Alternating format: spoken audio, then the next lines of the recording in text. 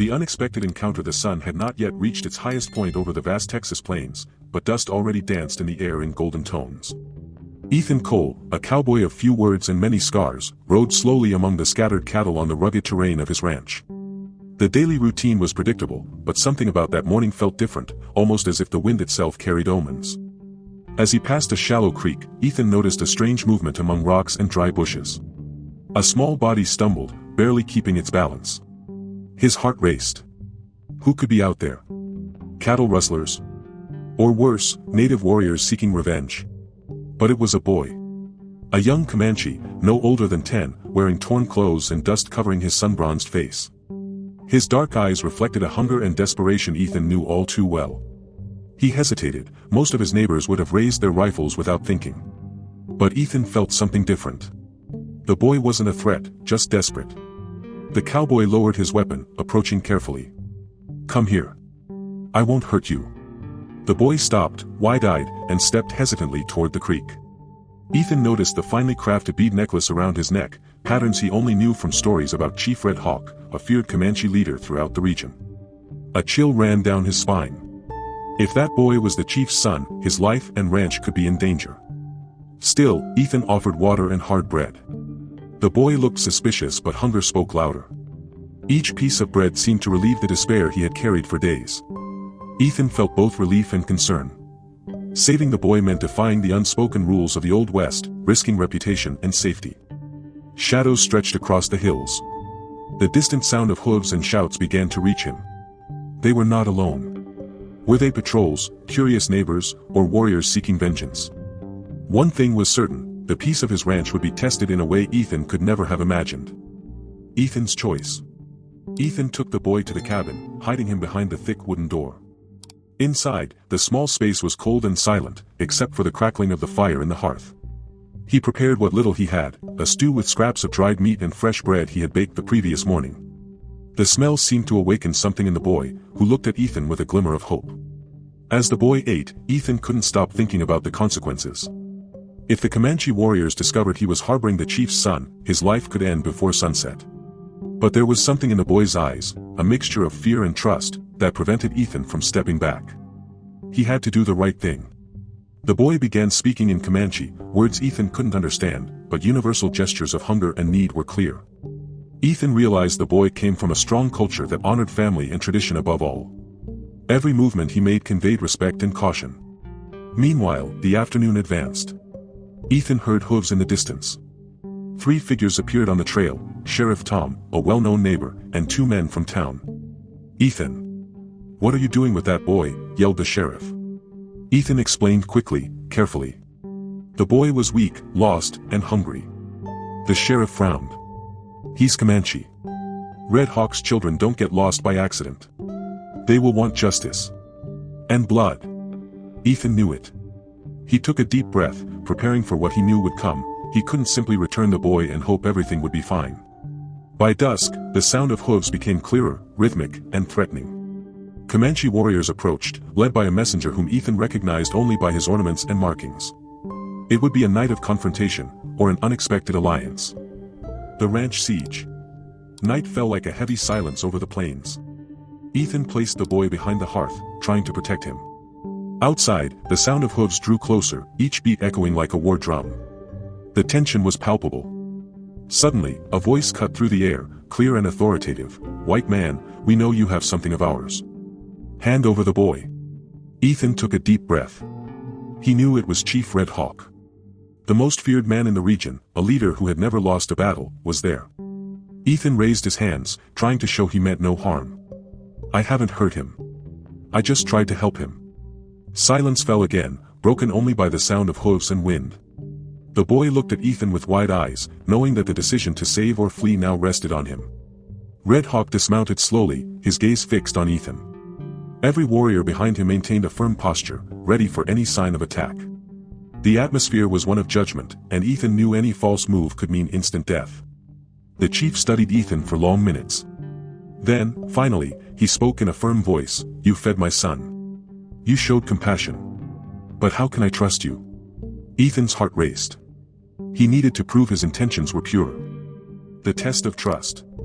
Ethan took a deep breath and stepped forward, keeping his hands visible. "Look at him. He came to me alone. I did nothing wrong." The boy, still wide-eyed, pointed to himself and then to Ethan, as if to emphasize that he trusted him. Red Hawk studied every gesture, every breath of the cowboy. "Words can deceive. Action is what counts," he said.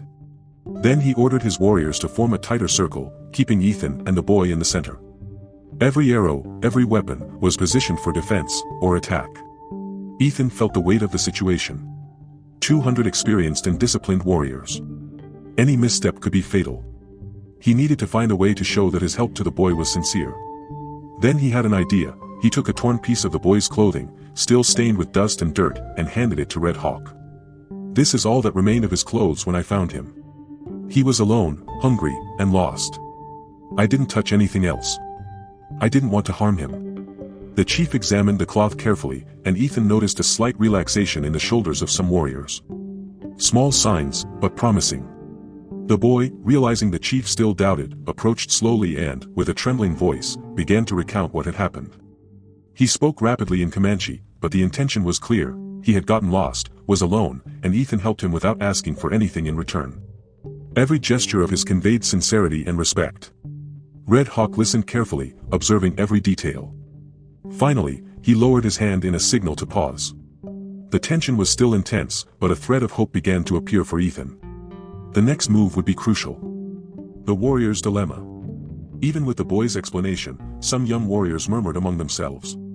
Tradition was clear: any adult who touched a clan child without permission had to pay with blood. Ethan felt the weight of their gazes upon him. Every tense muscle, every sigh could be interpreted as a threat.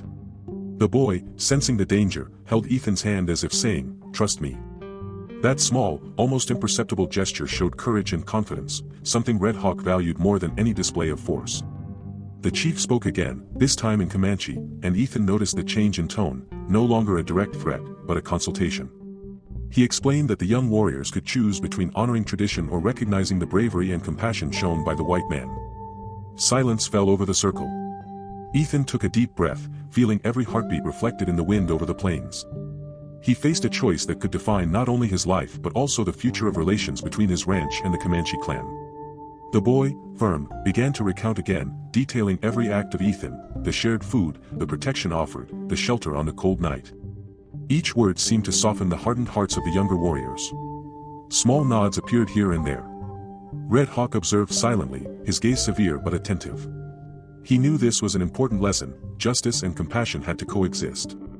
The night was far from over, and Ethan's trial was not yet complete. The unlikely alliance. Finally, Red Hawk stood up. "You chose to act with kindness, even knowing the risk.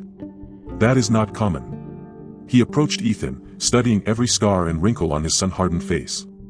"You may have saved my son's life, but you still need to prove you can honor our trust." Ethan swallowed hard. "I will do whatever is necessary," he replied, his voice steady despite the fear. He knew that to be accepted, words alone were not enough, actions were required. Red Hawk nodded to his warriors, who began to slowly lower their weapons, but still kept watchful eyes.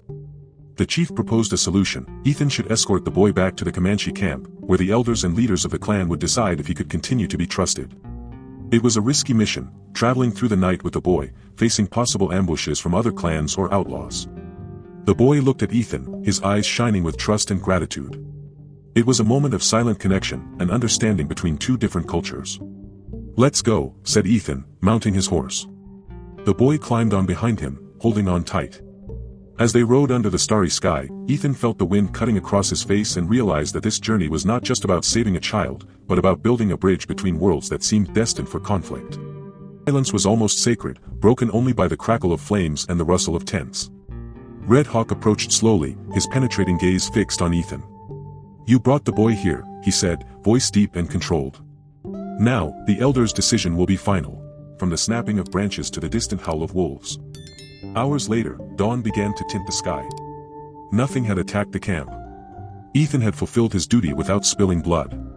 The elders and warriors, realizing his courage and respect, lowered their weapons and approached in a gesture of acceptance.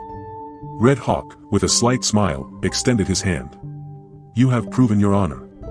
From today, you will be considered part of our trust." Ethan felt an indescribable relief. Tension gave way to a sense of victory, not through spilled blood, but through the friendship earned.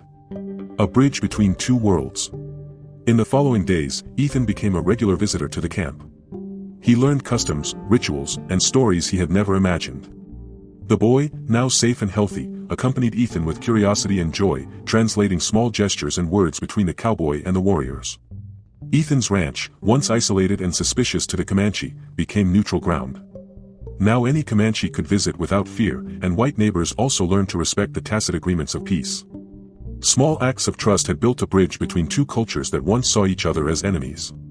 Ethan never became wealthy, never sought fame, but he gained something no money could buy: respect, friendship, and the certainty that compassion could overcome centuries of mistrust and hatred.